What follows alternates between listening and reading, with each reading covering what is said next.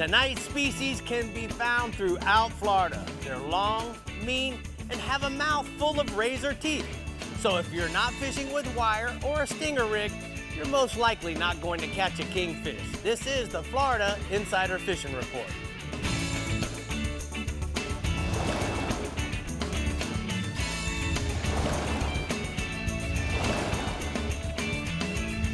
Welcome to the Florida Insider Fishing Report, powered by Harbor Trucks and presented by Yamaha. Hello, my favorite Floridians, and welcome back to the Florida Insider Fishing Report. I'm Bree Gabrielle, and this is my trusty partner in crime, Captain Rick Murphy. Now, first of all, Rick, I am so happy to be back and get all of our fans fishing, but I can't help but notice a few changes around here. You're absolutely right, Bree. We've got exciting new partnership with Nissan Titan Harbor Trucks, but we also have an additional addition. We do? Yes. Well, I think we do. What happened? What happened? I'm having my first baby girl due June 12th. Her name is going to be Mia Brielle Del Santos, so we're all very excited. Yes, we are very excited. And you're going to teach her how to fish, right? Absolutely. I got dibs, please. First time in the boat. It's going to be you. All right. Well, Rick, getting down to business, we're talking about kingfish tonight, and Dave Farrell at the CCA Workbench is going to help us do just that. Yep. Excited to be back, Dave? Oh, I'm very good. You know, it's 15 years now or something like 15 that. It's years. a lot of years in a row. Been doing this a long time. I was a very young man when That's we why you're started. so good at what you do. Well, no, it's just old now. No, you're It's still just very good. It's well rehearsed, right, Dave? I guess. I just, just got older and No, you didn't less get older. knowledgeable. No, you're great. You're great. You've always got the wise jokes I over lose there. it. Yes, he Captain does. Jimbo Thomas in the Casa Vieja Southeast region is up first tonight to get the season started. So, Jimbo, welcome back and tell us what you got. You got it, Bree. Thanks. And hello, Rick and Dave. And I'm excited to be back. I've been tired of talking to myself about fishing the last 6 months. Well, we're here for you. So, all right. Well, good. I hope somebody is listening. Right now is prime time to catch big kingfish in the Southeast region. And there's a couple of different ways to go about catching those kings. One of the most popular, at least in the Southeast region, is live baiting. Now, kings will eat just about any live bait, but some of the more popular baits are pilchards, herrings, goggle eyes, blue runners, and speedos. And the big kings like to eat big baits. And my favorite bait is a double-hooked big speedo, free-lined out there. There's a kingfish around. He won't really pass it up. Also, trolling wire line or planer outfits with the 3.5 to number 4 drone spoon, or a pink sea witch with a strip bait, like a bonita strip, works really good. And then you can also drift 1 to 3 ounce triple hook jigs with a dead sardine or ballyhoo, and that's how the drift boats catch a lot of big kings throughout the region. But regardless of how you do it, you want to use a piece of wire leader, number 4, number 5, number 6 wire leader to prevent any cutoff. And another great way to improve the hookup ratio is to use number 2 or number 4 kingfish treble hooks, and you'll definitely miss a lot less fish with those trebles. In the past week, most of the king bites have been anywhere from 90 to 150 feet of water on base fish under the kite or drifted live baits, and they're being caught throughout the region, but the best bite has been in the Hillsborough Inlet North area. And then staying offshore, the sailfish bite has been anywhere from fantastic to just great, depending on the particular day you're out and what area you're fishing. Sails have been coming through anywhere from 100 to 300 feet of water. They've been biting live goggle eyes, herrings, pilchards, and sardines fished under the kite or slow trolled or drifted out of the outriggers. And the most bites, you're going to find the most bites, and most fish and get the most bites in areas with blue water and north current. And that changes every day. The last couple of days we have had some north current. And but we have seen them in the green water as well. Also look for any free jumping sails. With it nice and calm, you can't miss those lately. If you can get a live bait out in front of them, there's a great chance of getting a single or even a multiple bite. Now moving inshore, there's been plenty of tarpon around. All of the inlets in the region have been holding tarpon, as well as most of the bridges and lit docks of the Intercoastal Waterway. And the inlet, look for marks on the fish finder or look for rolling fish near the inlet mouth and also along the adjacent beaches on both the north and south side of those jetties. Both the incoming and outgoing tides have been good. You want to fish early in the mornings or late in the afternoons into the evenings. Drift the live crab or a big live shrimp on a 6.0 to 8.0 circle hook. Use 60 to 80 pound mono or fluorocarbon leader. And around the bridges and docks, look for those tarpon feeding along the shadow lines on the outgoing tide. A big shrimp, crab, or live mullet will work on those bridge tarpon, or you can cast swimming plugs, and you want to work those plugs from the shadow lines on out. Some of these tarpon, especially in the inlets, have been up to 120 pounds. Then we've got some nice sea trout showing up in South and North Biscayne Bay. The South Bay, the best fishing has been on the grass flats on the western side of the bay, from Matheson Hammock south to Gables by the Sea. Then in the north end, from Venetian Causeway north to Holliver Inlet on both the east and west sides of the bay. Look for areas with good moving water and heavy grass and potholes and 3 to 8 feet of water. And also look for any signs of bait. If there's some bird activity, that will be on top of that bait. The best bites have been around the higher tides using quarter-ounce jig head and a 3 to 4 inch gulp shrimp in any color, or Rapala twitching wraps or number 10 X wraps with a green or black back. The biggest trout are being caught on small live pilchards or herring fished under a Cajun Thunder float. That eliminates a lot of the small stuff. And most of the fish have been in the 15 to 18 inch range with some larger ones mixed in. All right, Jimbo, thank you. Great report from the Casa Vieja Southeast region. We're going to go ahead and take a look at the hot spots. Jimbo says inshore, drift live shrimp or crabs through the inlets for early morning and evening tarpon. And then offshore, drift or kite fish live baits in 90 to 300 feet of water for sailfish, kingfish, mahi, and an occasional blackfin tuna. Well, now on to my favorite FaceTimer and recent champion and daddy to his third baby girl, Captain Tommy Derringer from the Strike Zone Northeast region. Hey, Tommy. What's up, guys? Hey, man, I'm so stoked that we're back. You know, a lot is obviously, like you were talking about, a lot has happened in the off season. A lot of fish have been caught, but I'll tell you what, we are so ready to get into some spring and summertime fishing here and some reports from the Strike Zone Northeast region. You know, there's not a whole lot of anglers that are going to be targeting kingfish in the region right now, but they are being caught. Now, mostly they're being caught as a bycatch when guys are trolling for wahoo and tuna. Kingfish, they're a staple here in the region during the summer months when they make their way into the nearshore wrecks, the reefs, and along the beach. That's when most of the really big fish are going to be caught. Right now, most of the kings you're going to see are in the 10 to maybe 20 pound range, and they're being caught in 120 foot and deeper. Now, I do have a cool picture here. This is Captain Jason Hadges and his son Braden with a 40-pound kingfish that Braden caught on a spinning rod while chumming up some snapper. Now, that rod was rigged with 20-pound Suffix fluorocarbon, so that's a very cool catch indeed. Now, moving offshore, or staying offshore, we had a great wahoo bite throughout the region the last few weeks. You know, there's been some monsters coming to the dock with some of them in the 90-pound class.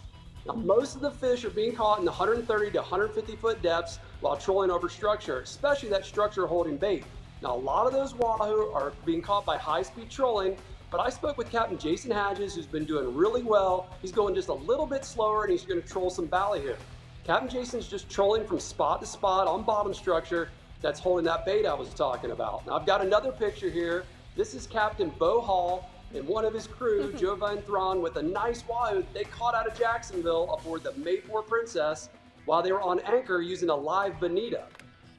Now, moving inshore, you know, how could I not talk about my favorite fish to start off the season? Got to talk about the redfish. We've got a great tide this weekend to target those reds. That low tide's going to be early in the morning.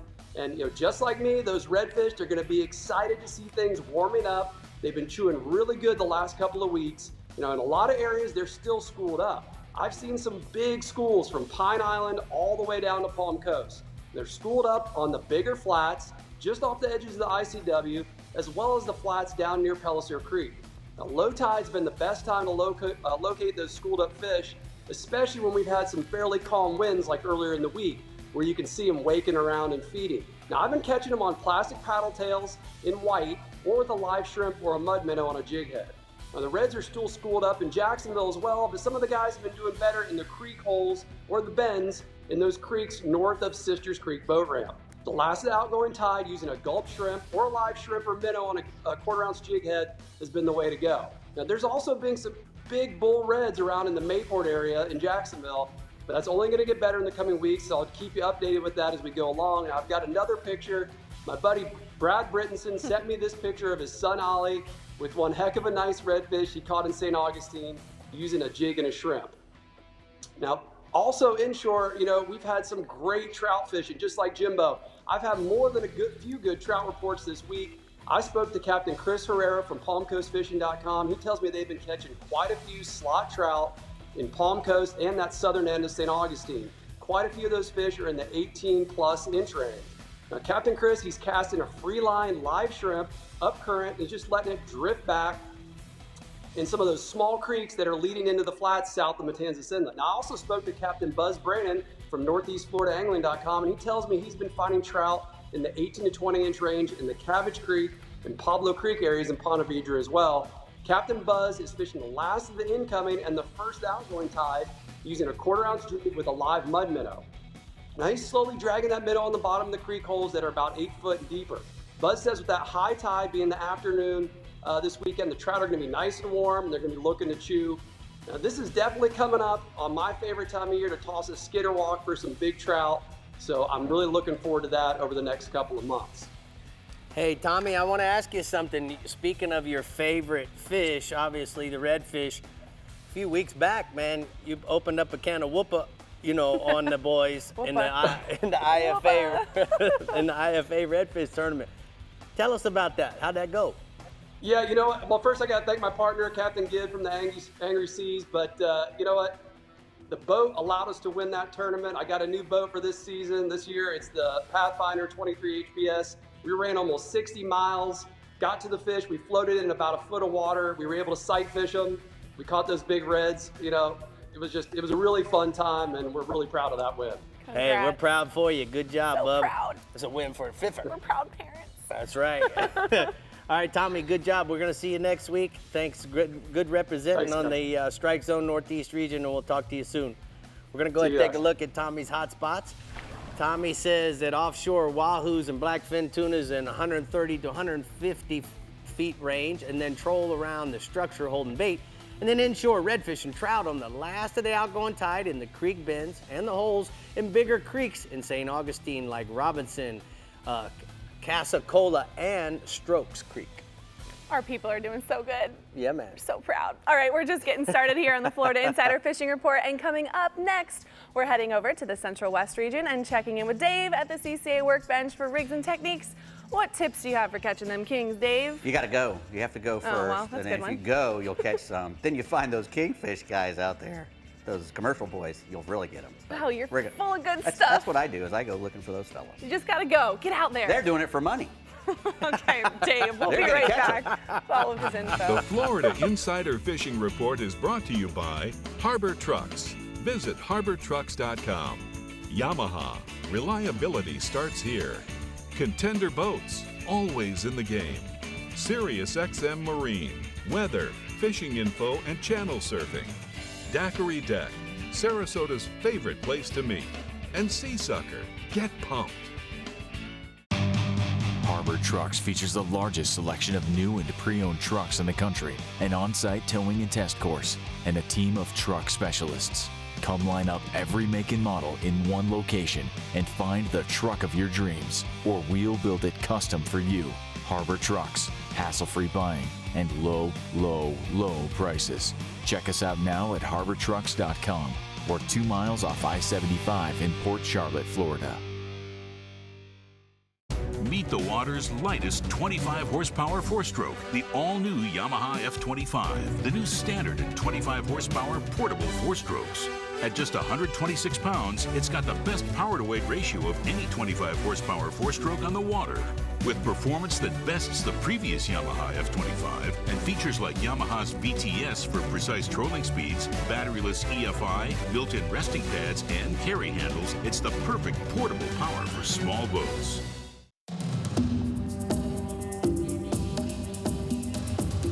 It's one of the most ancient forms of hide-and-seek known to man.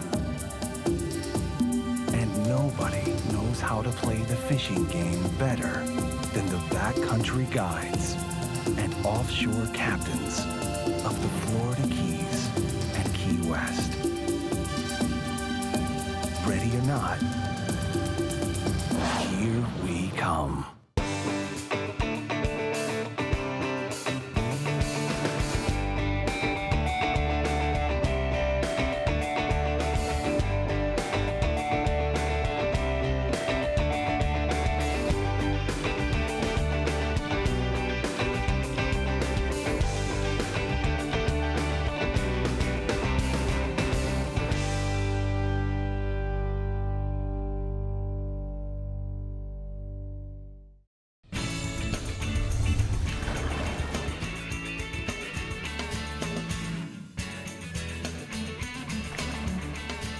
Welcome back, everyone. We're now going to take a look at the FWC news and notes.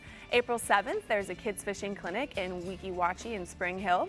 Also on April 7th is the Key West PS boating course. And on April 14th, check out the Women's Saltwater Fishing Clinic in Ocala. For more information, visit myfwc.com. But now we're going to head over to the TCA workbench for some rigs and techniques.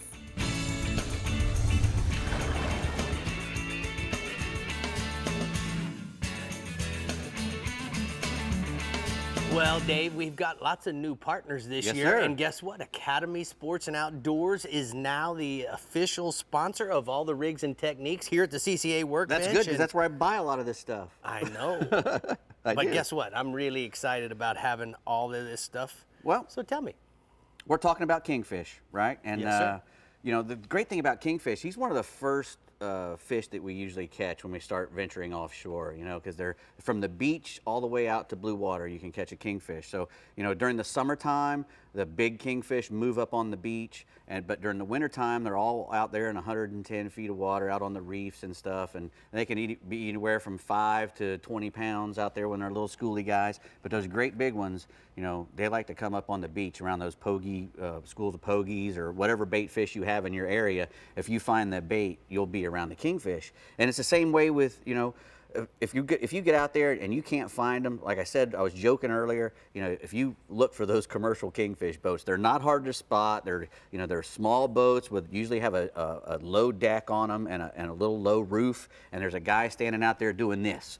You know, What is that? He's jerking one of these spoons. You know, Jimbo said the number 4 drone spoon. That is the kingfish spoon, and that's a guy who's doing this for a living. You know, so he wants to catch every one he can, and he's using that. So if you get out there and you want to catch a kingfish, you're not going to go wrong if you put something like that on there.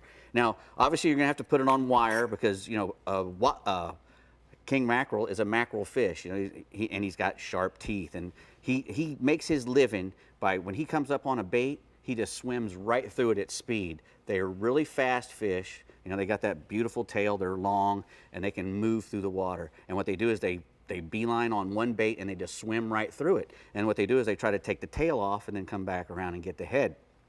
So, you know, I was just, you know, Jimbo also mentioned the triple hook rig. This is one of those rigs that, you know, it's got 3 hooks in it, so you get down in there really good, and hopefully if he comes and eats the tail, he'll come back and hit the head and he won't be able to get away. This is, you know, this is down here in the southeast Florida. This is as good as this is it gets, you know, either with the jig or, like you said earlier, with just 3 hooks, you know, without the jig head, and just let it float out there. This will get you a little deeper in the water column if the fish are deeper.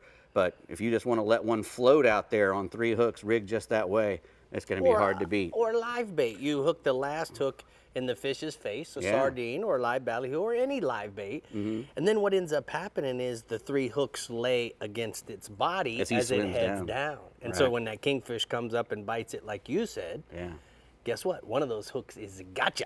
Well, and that's the key. You know, you got to get the gotcha, and we do that by a lot of times we'll put a big treble hook on. You got to.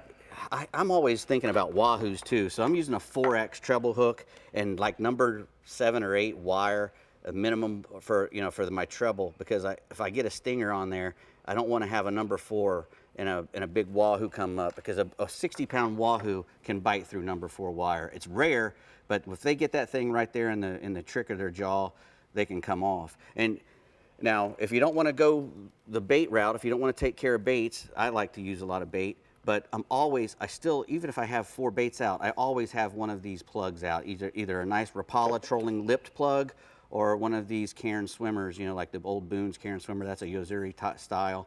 And those things just make all kinds of noise, and fish love to eat them. They'll even come up in your prop wash and eat those things, especially a big wahoo will come up and eat those. So those are also great. Now, if you're going to be pulling baits, you know, you can pull a naked ballyhoo. I went last Sunday and I pulled all kinds of stuff. The only thing that I caught a kingfish on all day was the naked ballyhoo.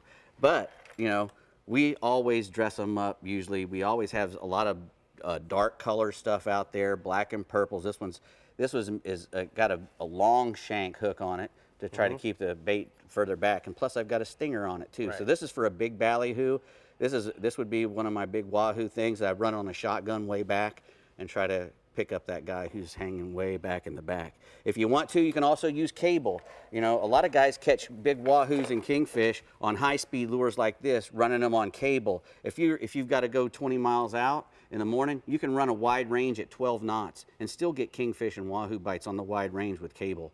So, you know, fast is good for king mackerels too. Everybody says, oh, you have to go fast for wahoos. The only reason to go fast is to eliminate the barracuda. Exactly, and they'll eat going slow or fast. That's right. They will. So I think Bree eats Save gas. going slow or fast, right, Bree? I eat a lot these days. Look how happy she is. However I can get I it. eat a lot these days. I love Bree. The Star Trek Central West region has some goodies to talk about, so Captain Jeff Page, let's hear it. Captain Page, glad to be back. Glad to be back. You know what, you guys? In the Startron Central West region, the kingfish is one of our most popular nearshore Gulf of Mexico species. You know, of course, we have our annual migratory spring and fall run of the kings as early as March, and it lasts through May and June. And then the fall run starts late September, October, and it goes through late November, early December. But we also have a lot of residential fish that never leave the artificial reefs and hard bottom areas out in the Gulf. Some of the most popular ways that we target the kingfish, Dave just mentioned trolling for them with spoons or deep diving lipped plugs like X-Rap 20s or 30s or the live target 25 Spanish mackerel pattern that works real well. Slow trolling live blue runners or big thread fins, another good pattern that works. And getting out over hard bottom areas of rocks and reefs and slow drifting until you get some fish fired up by chumming smaller pilchards or thread fins, and then just throw out a free line hooked up with a pilchard, and you're gonna hook up that way. And like I've heard everybody else saying, definitely want to rig up with wire. During the summer months, look for the fish to be holding on deeper hard bottom areas in that 45 feet range on out. Last but not least, let's not forget the big ship channel from Egmont Key all the way up in under the Skyway Bridge. Some of the biggest kingfish each year are taken in that ship channel with diving plugs and techniques I just mentioned. I've got a photo tonight of Yamaha Pro Captain Chad Manning of Tampa with a big king he got just in last week's King of the Beach tournament. All right, Paige, what else you got for us offshore? Species 2 permit. You know, although January was cold, like that Sportsman Adventures we filmed, February was hot, and March was much cooler. Unseasonably warm conditions have brought the permits in earlier and has got them firing off on the wrecks and reefs in that 7 to 11 mile range. The key, Rick, has been finding the pass crabs one way or another. You either can dip them, or if you can find a place that's selling them, you've got it. Because get out there with pass crabs, you're going to catch permits. Now, let's say you don't, you can free line shrimp, and they'll work with a little split shot as well, but nothing beats a live pass crab. Get out there in the morning, look for the fish up on top of the water, and you can set up a drip, or you can anchor and free line out a crab, or you can put a little split shot on it. Captain Jason Stock of Anna Maria Island has been doing real well with the permits when the weather's permitted him to get out there, catching a lot of fish between the 12 and 25-pound class range. Got a photo tonight of one of his clients, Trey Williams. Moving inshore, I've got speckled trout as my first species. March and April, Rick, as you know, are some of the best months for big speckled trout in the Central West region.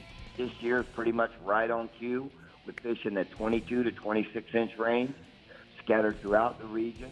And the key's been finding the fish on the higher stages of the tide, Rick, up around the mangroves and oyster bars, especially the islands and shorelines holding lots of silver and black mullet. To find that scenario, you can catch them a couple different ways. Suspending baits like live target scaled sardine, or the green chrome pattern, or the saltwater assassin snowstorm salty snack rigged on a weedless 16th-ounce mustad 4.0 hook.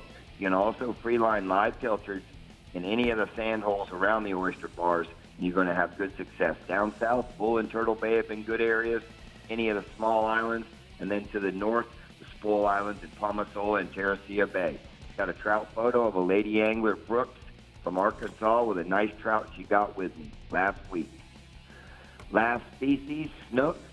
Again, mildly unseasonable temperatures The snook are out in the passes and along the beaches already. Spring patterns in full swing. Lots of fish are being taken, on the grass flats as well. Live filters, bait of choice. But don't be afraid to use a big live silver mullet or ladyfish in and around the Venice jetties or the inlets up towards Egmont Pass and Anna Maria Island.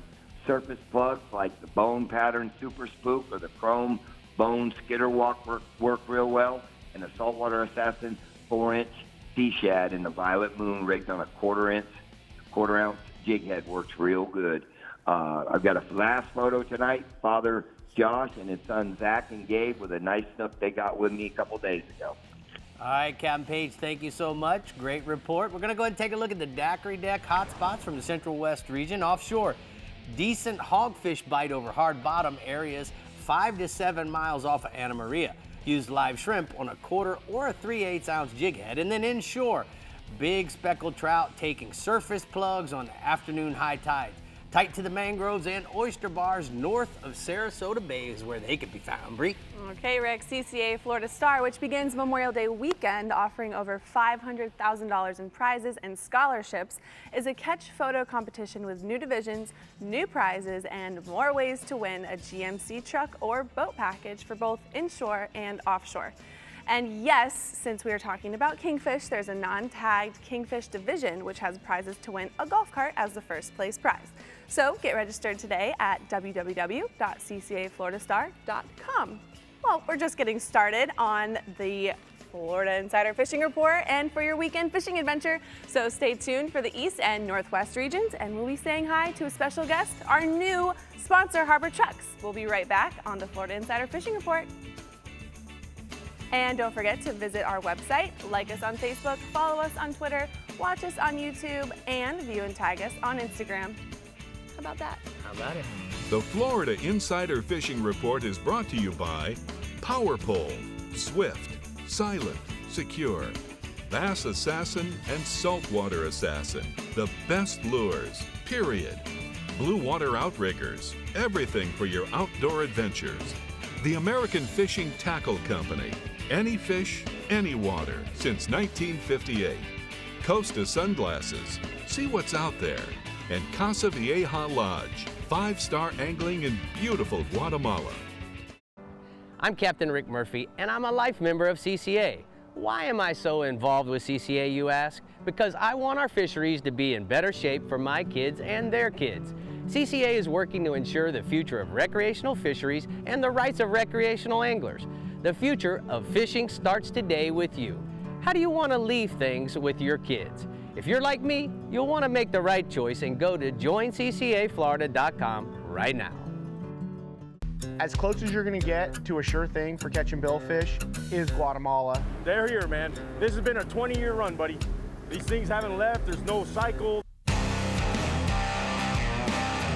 When it comes to sail fishing, this is the real deal.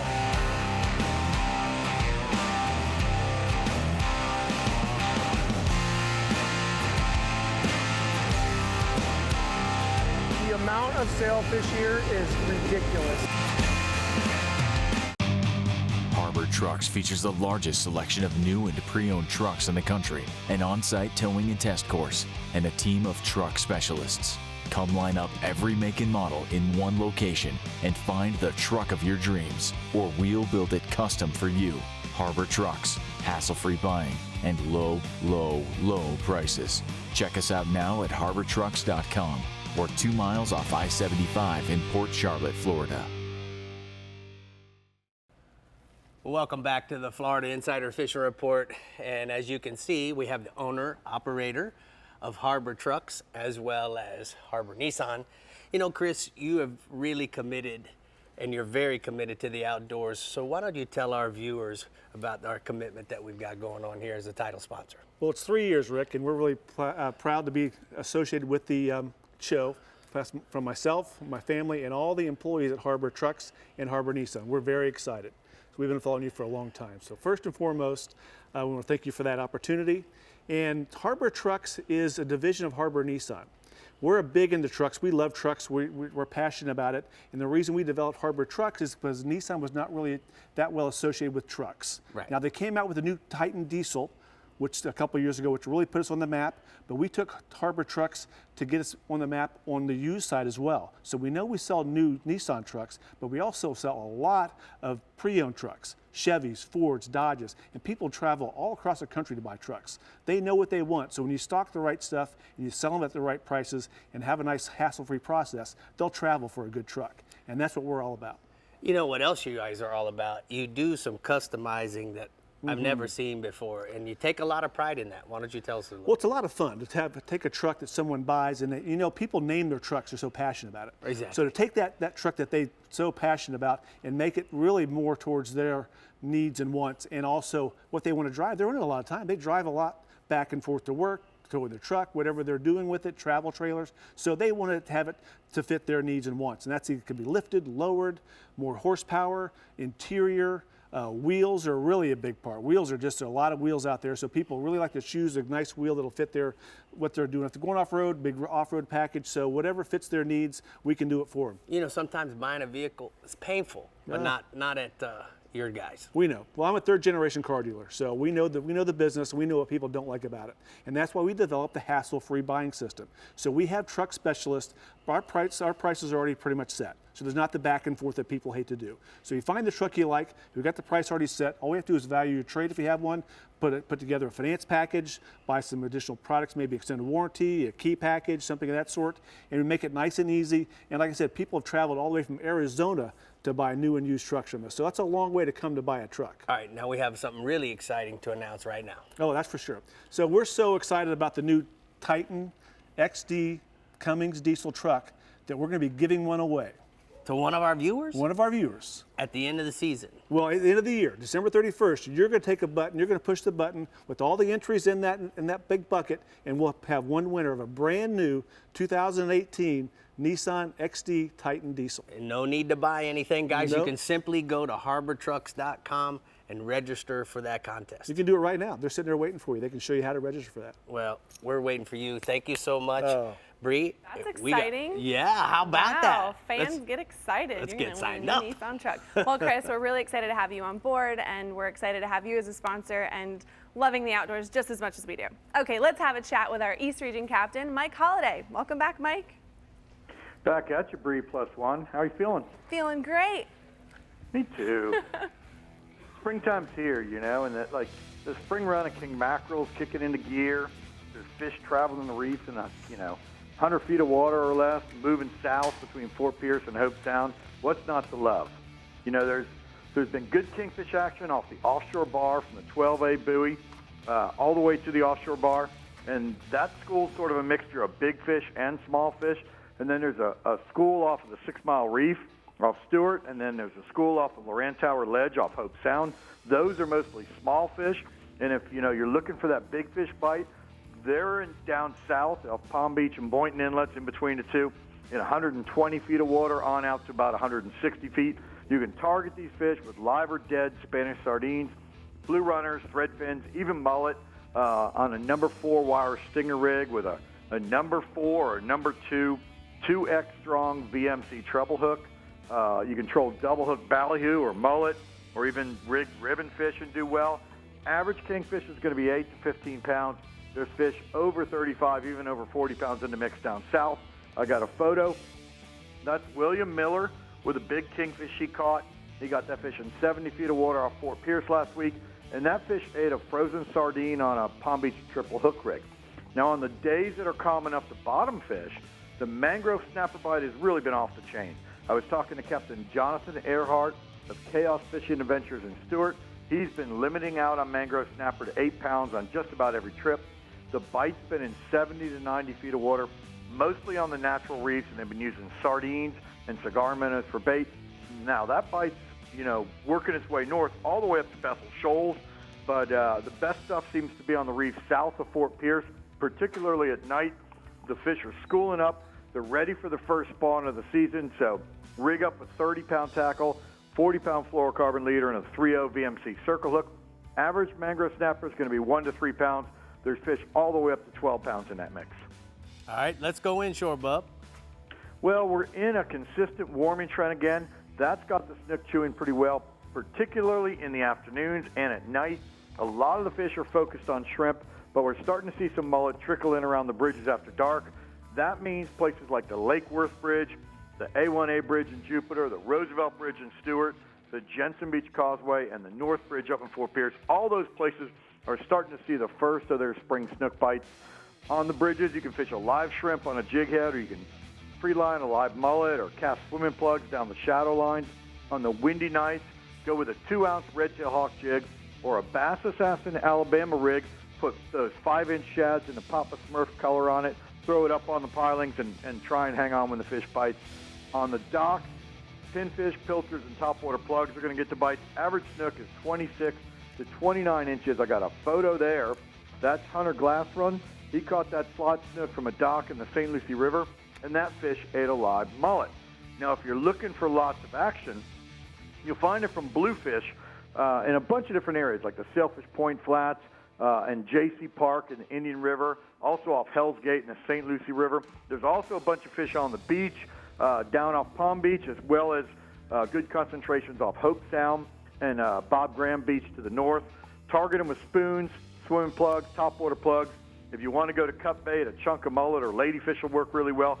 They seem to be more active on the outgoing tides when that water's a little dingy or has, dirty tint to it. Average bluefish is 2 to 4 pounds. There are some 10 to 15 pound fish out there right now. So, all right, tell me about the bass fishing there, Hollywood.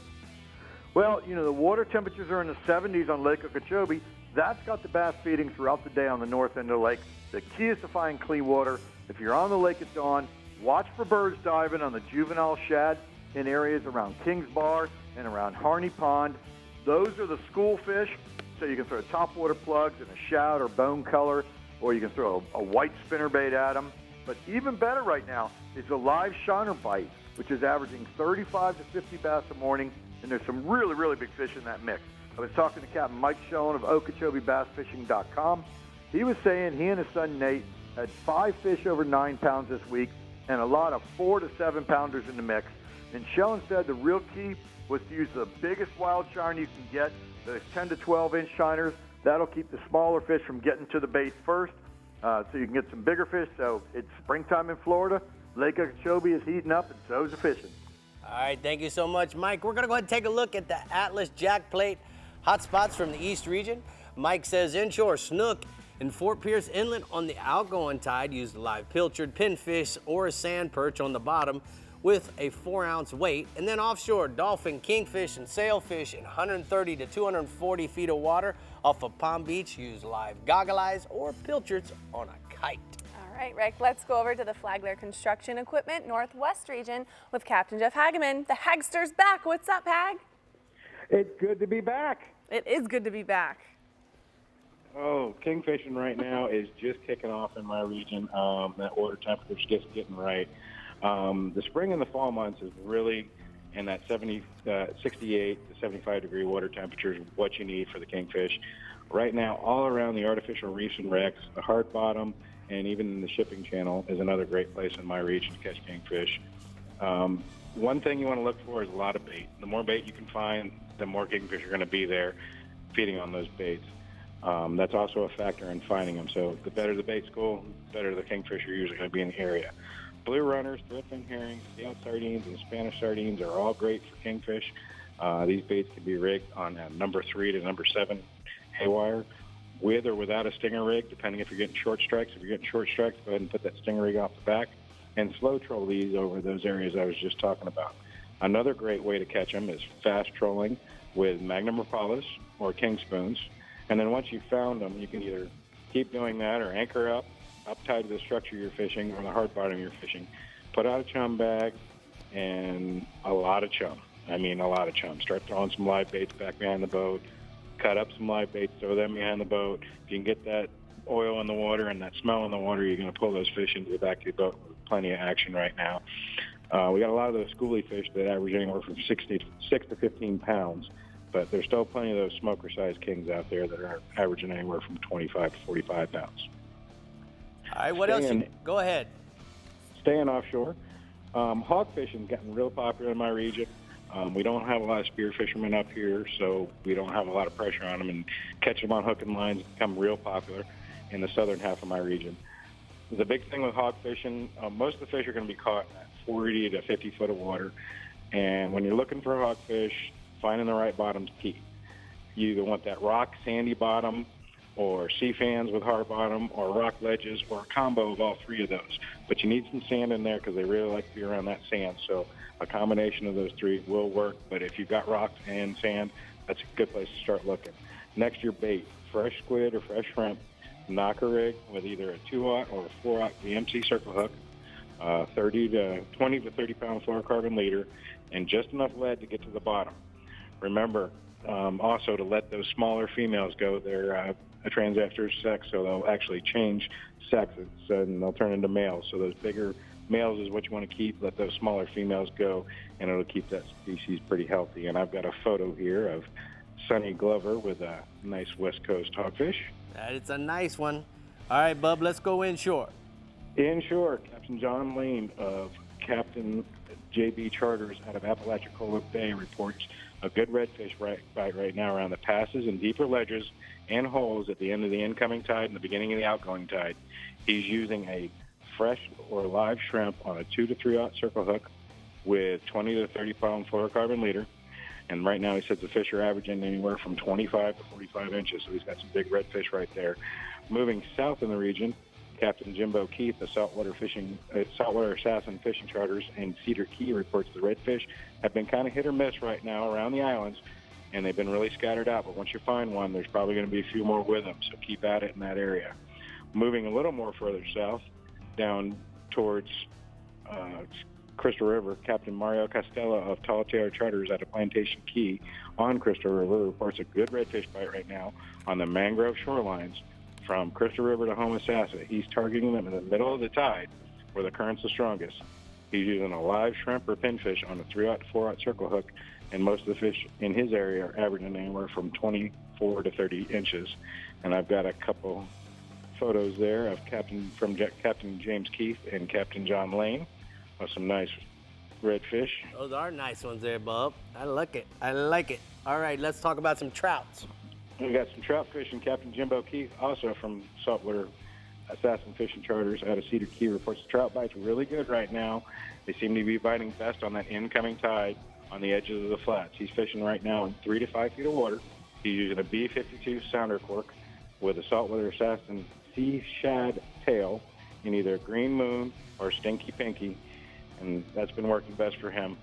Moving a little further south, Captain Mike Manning out of Tarpon Springs reported a good trout bite in both the incoming and outgoing tides. He's using sardines, either furland or corked. And he said the bite he's also been catching them on quarter-ounce jig heads with a Bass Assassin turbo shad and the white, and he's fishing over that broken turtle grass bottom. And the fish are averaging anywhere from 17 to 23 inches. Moving a little further south, Captain James Goodwin out of Tampa Bay is reporting a good trout bite right now in that 2 to 4 foot of water. He's fishing potholes with good tide movement, and the bigger fish seem to be a little bit shallower. He's catching most of them right now on a free line sardine or under a cork, and they're averaging anywhere from 25 to 18 inches. And I got a couple photos here from Captain James Keith and Captain Mike Manning. All right, good job, Hag. Great report from the Flagler Construction Northwest region. We're going to go ahead and take a look at the hot spots.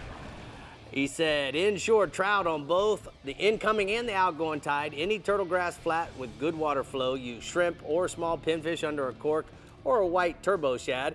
And then offshore, hogfish 40 to 50 feet of water over the sea fan, rock bottom. Use fresh shrimp on a knocker rig with a 2.0 to 3.0 VMC circle hook. All right, well, we're loving all of this King Talk on the Florida Insider Fishing Report, and when we come back, we're seeing what the Central East region has to offer, and then seeing what fun new products Dave has to showcase at the CCA Workbench. We got all kinds of cool stuff Yeah. Good stuff. He's speechless. I've never seen that before. Speechless. We'll be right back. I'm so worried about leaning on you. I know, don't want to like to make her fall. No, so fragile. I don't want to lean on you. I'm not. so afraid. Stronger than ever. I know. The Florida Insider Fishing Report is brought to you by Academy Sports and Outdoors. For all, for less.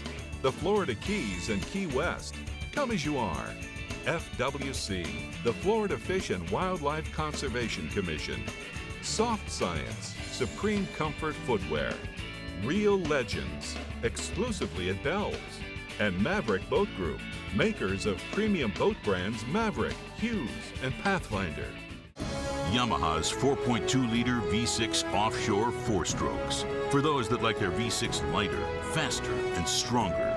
Setting new standards for power, efficiency, speed, and lightweight. Built for the rigors of offshore boating.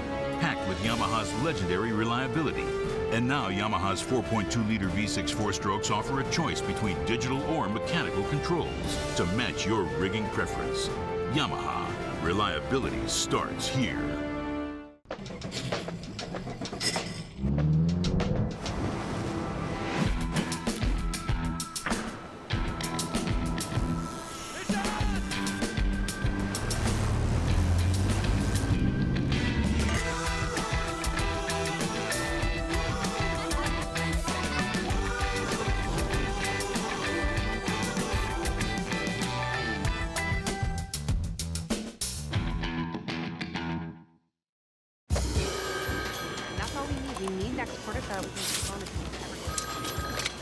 Yeah? Stop working right now! Look outside. Is this spreadsheet weather? No, it's not. This is fishing weather. So stop clicking, get out there, and catch a bass.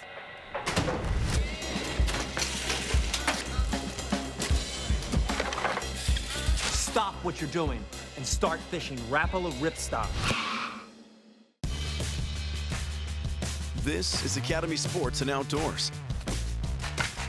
We offer a huge sports and outdoors selection of top name brand gear like you've never seen. All at low prices like you've never seen. Because we're a sports and outdoor store like you've never seen.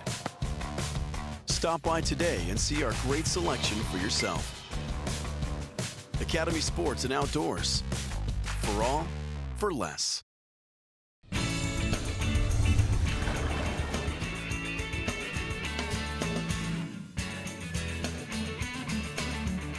We're here at the CCA workbench, and new products is something that we talk about all the time, Dave. So where are we going? Well, we're going to start off with these soft science shoes. You know, I think, you know, if you're going to fish in a shoe, it should be designed to fish in, and that's what these were. You know, these were made to go fishing in, and I like them a lot because they got a lot of four-hole laces up in the top. I hate it when they only have 2 or 3 because I like to be stable and I like to have a lot of laces.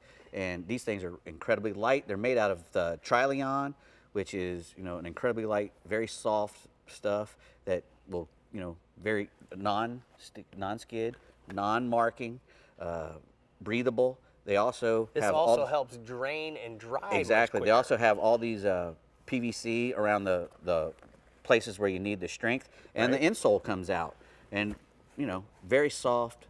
Doesn't get stinky as bad. Never gets stinky. Yeah, exactly. Well, you know, I could probably stink them up.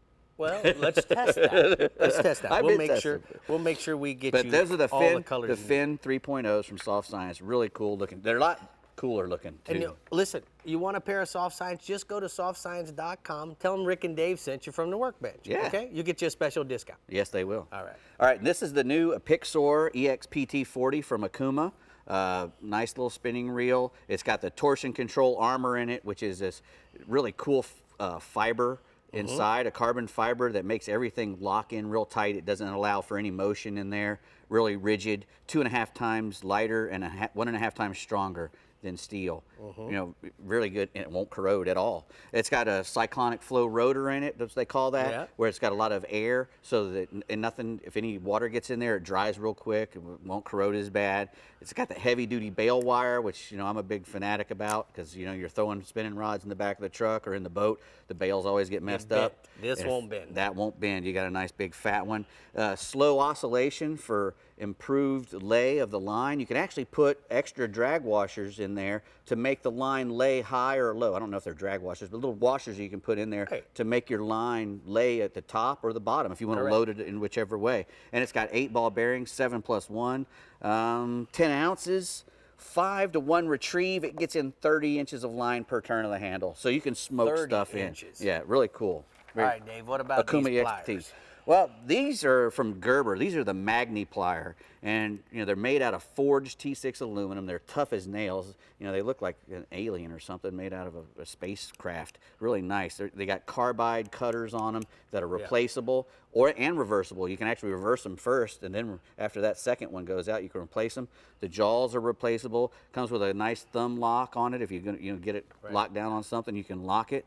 And the big thing about these pliers is their control. They have a wide stance. When you close them and the offset thing, it puts a lot of pressure on it, and they don't close so tight that your hand closes all the way. You can still get a good squeeze on it. Max force, they call it. And it's got a carabiner and a sheath that comes with them.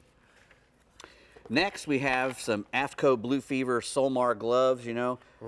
Florida guys, we're always in the sun. I'm a redheaded boy who was born in Florida, so I've spent my first part of my life getting in the sun, and the second half trying to stay out of it because it does damage to you. And these things do really help your hands. Your hands are always out in the sun, and these keep your hands nice. Fingerless gloves, so you can keep working. They got nice pads inside. They got a really good sweat fleece on the side too. A nice cuff that keeps them on, so they don't have to keep bunching up. And then the nice real pads handle. for a real handle, or even poling. If you want to pull a skiff. So AFTCO. The AFTCO Solmar UVS gloves. Quickly, these are from Academy. These are the Hurricanes. Live wire swim shad. I like these kind of things because they got that big paddle tail. I fish in a lot of dark, nasty water, and I feel if I have a big paddle tail pounding that the fish can feel it. And that's got a big nickel hook on it. These are made for Hurricane saltwater tackle. You can get these. This is Academy brand, so you can go to Academy and get those. Those are cool looking. Good work over here tonight, Dave. Welcome back. Well, my tongue's still a little tied, but that's all I'm right. getting it. That's all right. Getting back in here. Quit eating that Indian food and you'll be okay. No, I'm not going to do that. You did good. I'm not going to do that. It was fun shopping with you. All right, now let's check in with Captain Jim Ross, who has lots of options for you fine anglers this weekend in the Bell Central East region. Well, I sure do, Bree. Our kingfish bite in the East Central region is pretty good year-round here. We've got a variety of reefs and wrecks in the 70 to 90-foot range that hold a lot of kingfish. And we've also got sandy shoals and other various contours throughout the region that they happen to frequent in the late spring and summer months as well. Some of those are real close to the beach, like the Vero Cove and sort of the tide line at Sebastian, or even Playa Linda Beach. They get right in tight on Playa Linda Beach. But you want to basically look for those kingfish following bait pods in the 25 to 40-foot depths in the upcoming weeks and months. But for now, the next week or two, they're still kind of out on the 70 to 90-foot reefs throughout most of the region. Now, standard king mackerel techniques include slow trolling with live bait on a wire stinger rig, and we use pogie, sardines, mullet, blue runners, pilchards, ribbon fish, all kinds of things when we're targeting king mackerel. A lot of times they're not real picky. Other days they can be, so it also helps to have 2 or 3 different kinds of baits at times. Now, anglers can also slow troll or medium troll with a sea witch and strip combo, or you can use some large spoons behind a heavy planer, and that seems to work well. Most of our king mackerel run 10 to 15 pounds, and we have fish in the 30 to 40-pound class on a fairly common basis. Our other species that we have offshore is cobia, and the cobia bite has been hit and miss here. We've had a lot of wind, so the guys haven't been able to get out and try for them too much. But our offshore waters right now, we've got manta rays, and where we have manta rays, you always have the opportunity to catch cobia. Some of them have cobia on them. Some of those rays don't. So you want to keep looking around until you find a manta ray that does. Now, a couple of things that I like to tell people.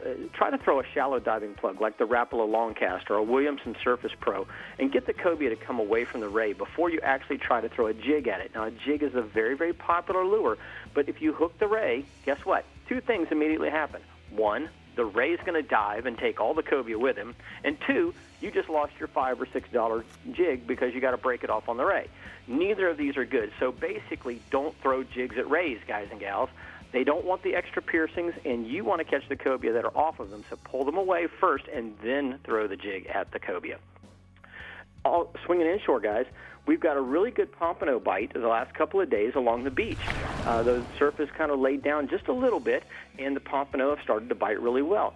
So look for areas that have clean water, and these fish are hitting on goofy jigs, they're hitting on regular pompano jigs, and a lot of guys are tipping their jigs with a sand flea or a fresh cut shrimp. and that seems to be working really well. Now, if you just like to set up a surf rod and put it in a stake or a sand spike and do that sort of thing, that's fine too. I recommend putting a sand flea on one of your hooks and a fresh piece of shrimp on the other if you've got a 2-drop rig. And most of our pompano are scaling 2 to 4 pounds. But you know what? There's a few of those fish that are getting a little bit bigger than that, and we've got some whiting mixed in the bunch, which always make for a nice variety whenever you're out there trying to get some fish out of the surf. The other thing that's going on right now, black drum. Mosquito Lagoon and Indian River have absolutely been on fire for the last month and a half. It's slowing down a little bit right now, but there's still plenty of fish around that you guys and gals can go out there and get them. Most of these fish have pushed up onto the flats, and you want to use a black bucktail tipped with a sand flea or a shrimp, or some kind of small black fly like a clouser. They seem to be working really well also for those guys that are throwing the buggy whips out there. Now, the bridge pilings in the Indian River and the Halifax River are 2 great places to look for the black drum at this time. And we've also got them running along the beaches, so don't think that if you're out there chasing those pompano and whiting that we mentioned, that you can't catch black drum as well. Our average Mosquito Lagoon black drum is running 3 to 10 pounds. Most of those fish are going to be a little bit bigger than that if you find them around the bridges, though. Those fish are running 15 to 45 pounds at this time, guys. All right, Jim, thank you so much. We're going to go ahead and take a look at the sea sucker hotspots from the Central East region. Oh, tell me about the photo first, Bub. I've got 2 photos. One is of some of those black drum that we've been catching around some of those bridges. There's some really nice size ones out there right now, as you can see. And then while you're catching those black drum, don't be surprised if you don't get a big redfish or 2. And we've been getting some gigantic redfish lately. We've had fish into the 47, and I even had one 2 weeks ago that was 49 inches. So there's some giant redfish running around with those black drum right now. Hey, man, don't let me forget those photos. If I do that, just jump on me. Just fire away, Daddy. I'm sorry about that. I didn't mean to step on you. All right, we're going to go ahead and take a look at the sea sucker hotspots from the Central East region. Offshore cobias are the best possible in 30 to 90-foot depths. Use live bait, crabs, large jigs for fish up to 50 pounds. And then inshore pompano and whiting in the surf. Use sand fleas, fresh shrimp, or a goofy-style jig on the incoming tide, Bree. Got a lot of men finish is what he's saying. Come Man, on, look I at those know. beautiful photos we almost missed out on. You know what? God gave me 2 eyes, 2 ears, and only 1 mouth, so maybe I need to pay attention a little more. Read and be quiet. I would agree. Wow. For the first time, we agree on something. Coming up April 20th and 21st, head over to the Boaters Exchange Boating and Fishing Expo in Rockledge, and you'll get to meet Captain Rick Murphy, Jeffrey Page, and Jim Russ. You won't want to miss it. It's going to be a fun time, right? That's right. You can hear him talk. We're halfway there, guys, so if you plan on fishing in the Southwest and Keys region, stay hooked. We're bringing you your captains next. That baby making a meat. The Florida Insider Fishing Report is brought to you by Rapala. Catch the latest at Rapala.com. Startron cures and prevents ethanol fuel problems. Yeti, built for the wild. CCA Florida, the voice of recreational anglers for over 30 years. Strike Zone Fishing, your fish hunt paddle store. And Guy Harvey, marine wildlife artist and conservationist.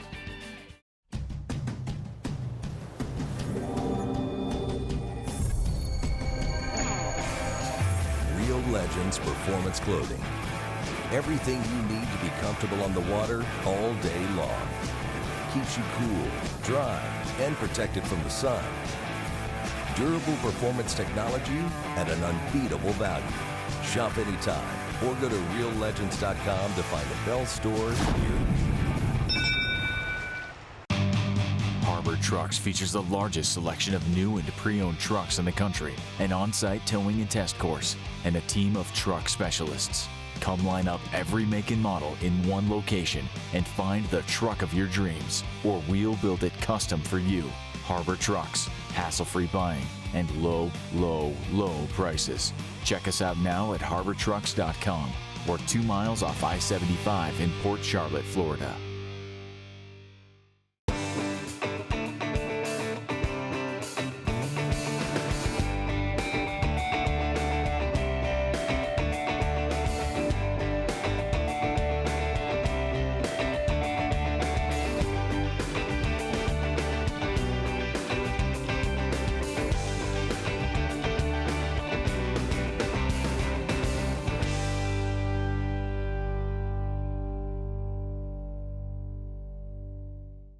Flagler Construction Equipment is your certified Volvo equipment dealer, servicing 55 counties in Florida. With Volvo, you get brute strength combined with bulletproof durability. That means low downtime and optimal production. Flagler Construction Equipment is the partner for all your Volvo sales, service, and rental needs, and your first and last stop for legendary customer service and support. Push boundaries with Volvo. Get to know Flagler Construction Equipment by stopping by one of our 6 locations or visit us on the web at www.flaglerce.com. Welcome back, guys. Captain Ronnie Houston is on the line, and he has got your Bell's Southwest Region report ready to go. So let's not keep them waiting any longer. Well, it's great to be back for a new season representing the Bell's Southwest Region. It's truly a pleasure. But I'd also like to welcome Harbor Trucks, which actually borders my region and Jeffrey Regis. We're in for one hell of a ride. Welcome aboard, Harbor Trucks. The king mackerel generally can be found in my region for the guy who's learning anywhere from about 5 miles out to about 30 miles out. Now, you want to concentrate on large bait schools, wrecks, and hard bottom. Now, a couple weeks ago, while it was a little bit cooler, these guys were catching a lot of fish within the 10-mile range, and a lot of tournaments that are held on the west coast of Florida. A lot of the winning kingfish do come from the smaller boats, and the bigger fish can generally be caught within sight of the beach. But presently, they've been pretty steady in depths of about 50 to 70 feet, according to Mike Avanon. Now, he's telling me large lip plugs trolled in purple and black or blue and black, or you can use live herrings, blue runners, cigar minnows, and pilchards. But while you're using these live baits, I strongly suggest using the number 5 wire and a VMC treble hook seem to work the best.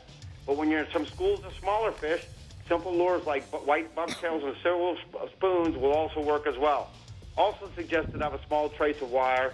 Average size of the fish right now are 12 to 30 pounds, with some fish in the 45 to 50 pound class. And I have a prime example of a fish that was just recently caught while fishing with Captain Mike Avanon.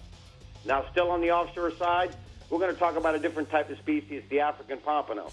It's been a pretty consistent bite from Goodland to Fort Myers Beach, but there's a little twist to this. The run starts in the depths of about 90 feet, and you strictly want to concentrate on fishing wrecks. Now, Captain Mike Avanon tells me right now, the best bait right now is a strip of squid on a 3-ounce jig or a live pilchard. But if you do decide to make that run and fish some of these wrecks, and you don't catch any African pompano, there are some good-sized snappers on these wrecks. If you still can't hook one up, running back in the depths of about 45 to 65 feet, you can try to catch you some red grouper. So all around, Captain Mike Avanon's telling me the bite's been pretty good, and I got a prime example of another fish, an African pompano caught while fishing with Captain Mike Avanon. Now on the inshore side, the trout. You want to concentrate from Big Pavilion to Lostman's River. Look for the clean water, fishing outer edges on the lower stages of the tide in depths of about 18 inches to 36 inches of water. Now, as the tide starts to come in, work the potholes and grass flats. The key here is you want to fish the clean water. If you're not familiar with the area, or even if you are familiar with the area, probably the best way to locate these fish is a Bass Assassin noise-making cork with a simple soft plastic paddle tail or shrimp, or you can simply use live shrimp under a cork. But once you find these trout, anchor up or simply power pole down and fan cast the area. Once the bite slows, move on. Chances are, guys, these fish are moving with the tide, so keep up with them. Also on the inshore side, the snooks.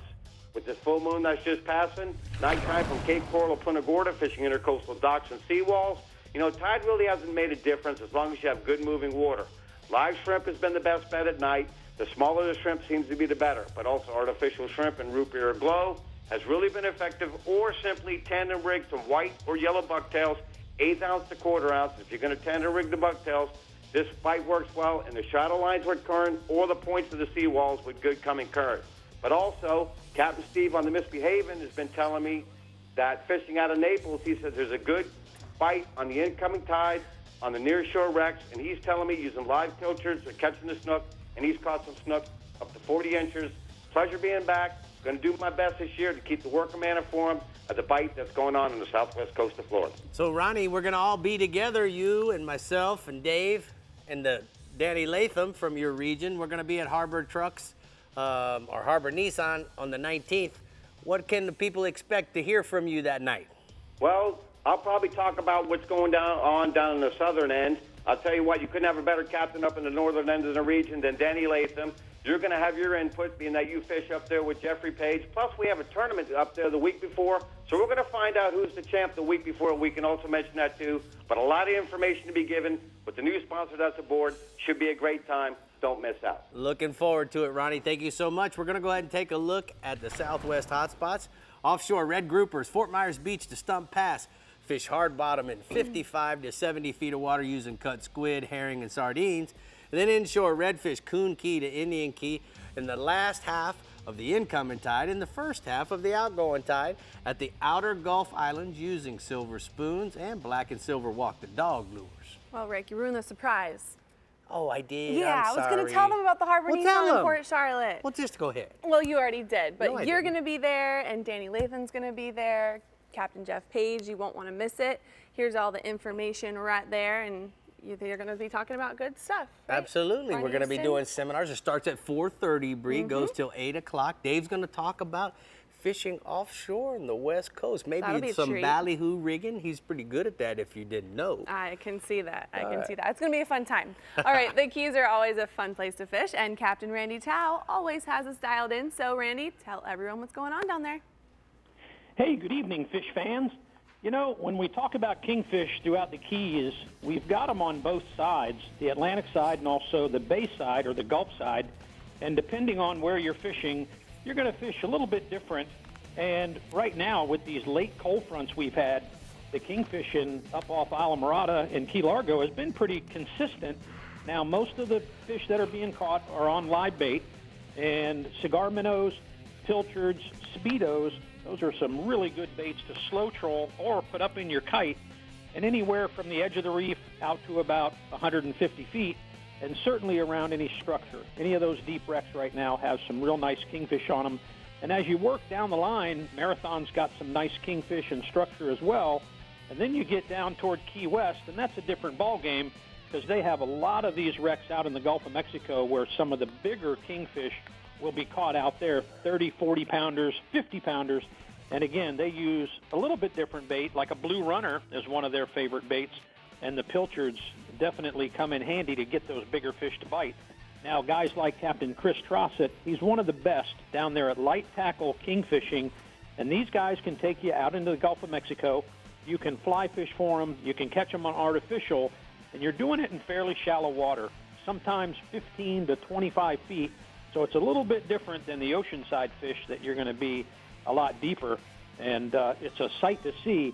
I've got a photo of a big Gulf kingfish caught by Mike in the Gulf a few days ago. That's a nice fish, Randy. All right, what else we got for us offshore? Cobia. You know, a lot of our species are in the Atlantic and in the Gulf. This is another one. The cobia fishing lately in the Upper Keys have been pretty good, but you're going to want to have a boat with a tuna tower on it, and that's so that you can get up and look down to see these stingrays swimming around with the cobias on them. Now, it's a little different way of fishing. If you don't have a tower, you're a little bit handicapped because it's not very often these cobias will float up on the surface, but you want to have a spinning rod ready, 20 to 30 pound, with a 3-ounce egg sinker and a live bait like a pilchard or a grunt. That's one of my favorite. And when you find that ray, you want to get your bait to them so it gets down because these fish are all on the bottom. And once you hook one, a lot of times it's similar to dolphin fishing where there'll be more and you can hook up several at one time. Now, if you go into the Gulf and you want to do the wrecks out there, the water's dirty, so you're not going to see the bottom, but you'll certainly see them swimming around the boat, and they're curious. A lot of times they'll swim right up to the back of the boat when you're waiting for them. I've got a photo of Captain James Simsick with Spear Crazy Charters at a Marathon with a big cobia he caught in the Gulf. All right, good job. Let's go inshore, Bub. Mangrove snappers. You know, since Hurricane Irma, we've had a lot of debris in Florida Bay, and it used to be pretty good fishing around the mangrove islands and some of the edges of the channels, but lately these little small mangrove islands that broke off in the storm have been holding really nice mangrove snappers, and our whole bay is littered with these small trees. Actually, they're as big as your boat, but they're small in comparison to the islands. And they're holding some nice mangrove snappers. Live shrimp will get you plenty of action. But if you want to try to catch some of the bigger ones, they all have some nice fish on them. You just got to weed through the little ones. you're gonna want to use some pinfish or pilchards to get those going. I've got a photo of 2.5-year-old Isaac with his mangrove snapper. So cute. All right, keep moving, bub. Redfish. You know the redfish, they're starting to come back a little bit. We've had a real slow time, but guys like Richard Black and Mike Alfano have been finding plenty of redfish up on the flats in Flamingo. Artificials, what they've been sight casting to them with, and I've got a photo of Trevor, who was down from Michigan on spring break with a nice redfish he caught fishing with Mike. And I've also got a photo of a jumbo shrimp that was caught in the bait tank from Tommy Breesler. He's a big fan of the show. He's a manager at Colusa Cove Marina, and that's got to come up with a better name than shrimp. That's no shrimp. Yeah, you can't call him a shrimp. I guess you can call him a Murphy. Yeah. All right, bub. Oh, boy. Oh, boy. Oh, boy. Oh, boy. All right, we'll see you later. Thanks. We're going to check out the hot spots, man. Oh, boy.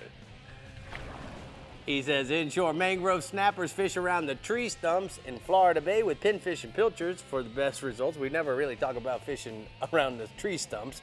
And then offshore, cobias look on the ocean side of Hawks Channel for swimming rays, stingrays, and the cobias will be on top of them. It's a Murphy fish. Got it. Exactly. Got it. It's not a shrimp anymore. It's just Murphy fish. Nope. All right. More than 40 species got of it. fish are targeted during the Key West so smart. Fishing Tournament. That continues through the end of August with free registration at various tackle shops in the Lower Keys and Key West. Participating anglers receive certificates noting their catches or releases and qualify for a variety of prizes. The final sale, set for April 17th through the 21st, is the final event of the Quest for the Crest Sailfish Series. First place cash prize is $50,000. The Nick Sheehan Dolphin Rodeo, scheduled for May 4th to the 6th in Isla Mirada, benefits a college scholarship fund. Among prizes are $25,000 to the angler who catches a dolphin beating the state record. Over $30,000 in cash and prizes await anglers at the Marathon Offshore Bull and Cow Dolphin Tournament, May 4th through the 6th in the Middle Keys. There's lots of money going on down in them keys, isn't there? Yeah, man. All right, let's check in with Andy Newman. Well, hi guys. Great to be back for another season to share details on featured Florida Keys fishing tournaments. But our focus today is different. We want to reinforce that the Florida Keys tourism infrastructure is operating after Hurricane Irma's unwelcome visit last September. Today, 80% of Keys lodging is back online. Almost all marinas, attractions, restaurants, and fishing captains are operational as well. The Keys are providing quality vacation experiences. And of course, more information is always available at flakeys.com. You know, Bree, I've been down to the Keys the last couple weeks, and you know, it's really happening. It's happening. There's people everywhere, and it's so good to see how quickly they recovered. I'm really, really impressed. The people in the Keys are really resilient. I'm really impressed. Proud of them, very much so. Yes, they are. Well, I have people asking all the time about the Keys, so it's wide open. Let's go. Let's go. Let's go have a Keys party. Sounds good. Right. Well, party. Okay. We have one more region left to conquer, so if you are in the Panhandle region, don't move a muscle. We're coming to you next on the Florida Insider Fishing Report. We'll be right back. The Florida Insider Fishing Report is brought to you by Harbor Trucks. Visit harbortrucks.com. Yamaha. Reliability starts here. Suffix. Always use the best line. The IGFA. Fish for the future. Flagler Construction Equipment. Your exclusive Volvo dealer. And Okuma. Inspired fishing. When you're moving a big offshore boat, it's all about thrust and trust. For thrust, nothing compares to the Yamaha purpose-built 5.3-liter V8 Power Pioneer. And for trust, Yamaha's new F350C model becomes the only outboard in its horsepower class to feature a 5-year limited warranty. Never settle for less than complete confidence and control in the open water. That's Yamaha V8 Power. Get the best and forget the rest.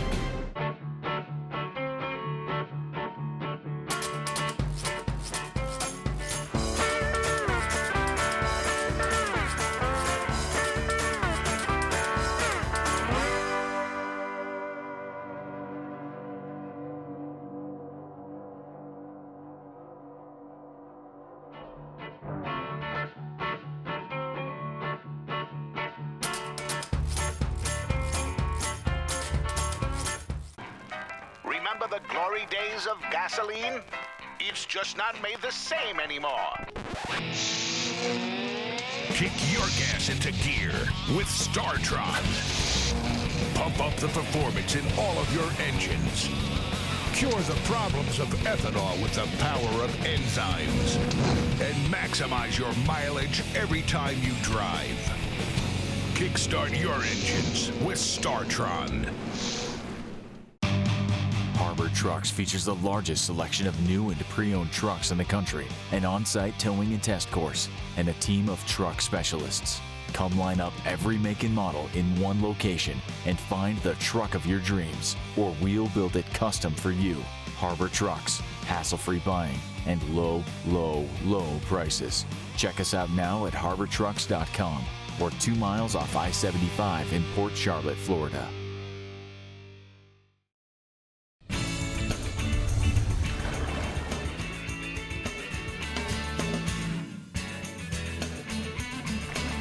Today's Power Pole tip of the week is becoming more stealth with your poles. Now guys, think about this. We have 3 speeds on our power poles, and the one thing that we need to understand is that we can manipulate those speeds. We can go fast, medium, or stealth mode. Now whenever I'm making a move from an oyster bar over to a point, and I know I'm only going to pick up the poles a few inches at a time, I simply click it into the stealth mode so that I can keep the noise level down to a very, very quiet approach. Now, you guys that love to bass fish and you're fishing fish that are on beds, that approach is the same thing. Make sure that you go into the stealth mode so that you can sneak up on those beds, put your poles down, and the bass doesn't know you're there. Keep in mind that by simply manipulating the speeds through your multifunction switch or through the app using the key fob, this will make a great approach, and that's today's Power Pole tip of the week. You know, Bree, I can't remember what it was like to fish without a power pole. Oh. Yeah, stealth mode is a huge part now because we're able to make these little moves. We couldn't do that before, and it's just so quiet. Power Pole has just done an outstanding job of giving fishermen like myself a lot of great options. Fishing's just not even fair these days. It hardly isn't with the electronics. It's just not. It just, I feel sometimes I feel sorry for it. I know you do. But only for a minute. Only for a second. Only for a and then second. you're happy. All right, last but not least is Captain Pat Deneen in the Yeti Panhandle region. Tell us what's been good up there, Pat. Hey, Bree, I tell you what, 14 years, this goes by quick. It does. But, Kingfish, the Kingfish usually show up in good numbers around late April, early May. But this year, they showed up in late February with a lot of fish being caught from the Gulfside piers, including a 50-pounder from the Pensacola pier. The water warmed up. It's unusually early this year. The bait showed up early, and as soon as the bait shows up, the kings show up as well. Currently, the bite has slowed a bit, but still there's some fish being caught from the piers and from live baiting over natural bottom in 80 to 100 feet of water. The most popular method to fish for them is with a live cigar minnow or herring on a wire stinger rig over some form of structure, natural bottom or artificial. But boats hunting the coast for cobia also pick up a few kings by trolling a diving flood like a rapple of 20 or 30. The majority of the king mackerel caught in the Panhandle run 8 to 20 pounds.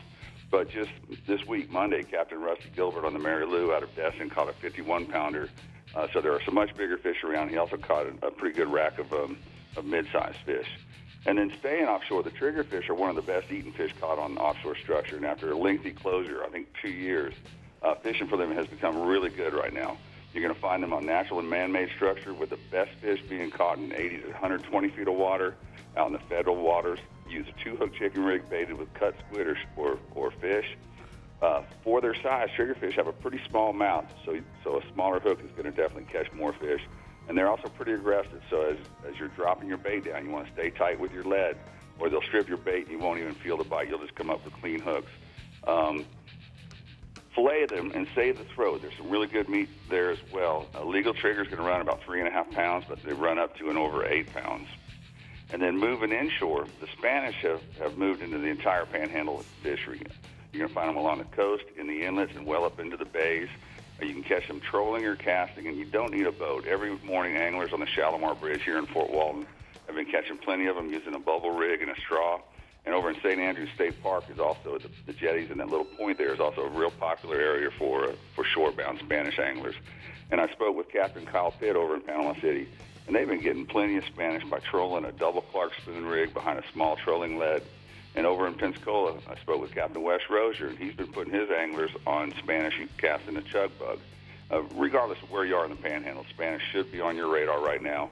And there's a photo of a nice Spanish caught with Captain Wes on a topwater bait this past week. And then finally inshore, the sheepshead fishing remains very consistent. All the Panhandle jetties, any rock piles within the passes, and the Destin Bridge are producing plenty of sheepshead. It's strictly a bait fishery, with live shrimp and fiddler crabs being the best baits. You're going to want to use a Carolina rig with a short leader and a small hook. They're notorious bait stealers. Fish the moving tide, and our sheepshead average 3 to 4 pounds. And this time of the year, if you're fishing around the jetties with live shrimp, you're no telling what you're going to catch. Captain Justin Leake over in Panama City, he caught a keeper cobia while he was targeting the sheepshead, and there's also plenty of pompano being caught as well. All right, Pat, I got a couple questions for you. The first one is, we've had a very warm, somewhat winter, and now obviously it's turning cooler. What has that done to your cobia migration? Are you having a typical year, or is it off? It's been off for the last several years, Rick. This year, actually, the first fish was caught, I want to say, March 1st or 2nd, which is extremely early, which kind of coincides with the king mackerel showing up early. Typically, we catch cobias throughout the late March into April. As soon as all the bait shows up and the king mackerel show up, the cobias are pretty much done. Like I said, the first cobia was caught early March, and there's not a lot of fish being caught, but there's some good fish being caught. In my opinion, those fish, they need some help. All right. Yeah, I agree with you. We probably need to do some regulating on those fish for sure. The next thing I want to ask you is, Pat, I want to come up and do a Sportsman's Adventure episode, and I want to do the tarpon along your coast. So when would be a good time to come do that? Rick, I highly recommend you come mid-June to early July, and you'll be surprised at how good our tarpon fishery is. It's mid to late June to early July. All right, bud. Wow. That sounds awesome. I'm going to call you tomorrow, and we're going to talk about that. Hopefully you have some time available for me. You know what? I always got time for you, Rick. Aww, that's my Pat-tar. He's so smart. All right, 14 years, he's learning. Yeah, that was a great report from the Yeti Panhandle region. I'm going to go ahead and take a look at the blue water outrigger hotspots inshore. Fish live shrimp on a Carolina rig at any of the passes, the jetties for sheepshead, redfish, and a possible pompano, and then offshore, chicken hook rig on a natural and artificial bottom in 100 to 150 feet of water for the triggers and the vermilion snapples. 14 years. It's 2000. He was one of the original guys. One of the OGs. He was the Panhandle guy. Jeff Shoot. Page, Ronnie Houston, Dave Farrell. Yeah, so man. loyal. You guys are so loyal. Yeah, man. I love it. One big family. Mike Holliday. Mike Holliday too? Yeah. Can't forget about Holliday. Nope. All right, well there you have it. Now all of you get out there on the water, catch some fish, make us proud, and we'll be right back to tell you what we're catching next week only on the Florida Insider Fishing Report. Fishing Report. We got to get that, Rick. Harbor Trucks features the largest selection of new and pre-owned trucks in the country, an on-site towing and test course, and a team of truck specialists. Come line up every make and model in one location and find the truck of your dreams, or we'll build it custom for you. Harbor Trucks, hassle-free buying, and low, low, low prices. Check us out now at harbortrucks.com or 2 miles off I-75 in Port Charlotte, Florida. Master your most challenging offshore experience with confidence and ease with Yamaha Helmmaster. Precise, intuitive control on the open sea. Unrivaled ease for maneuvering and docking in port. And now SetPoint adds 3 new dimensions to boat control. Maintain boat position with fish point, or a position and heading with stay point, or a heading while you drift with drift point. Yamaha Helmmaster, now with SetPoint. Complete digital control for today's larger offshore boats.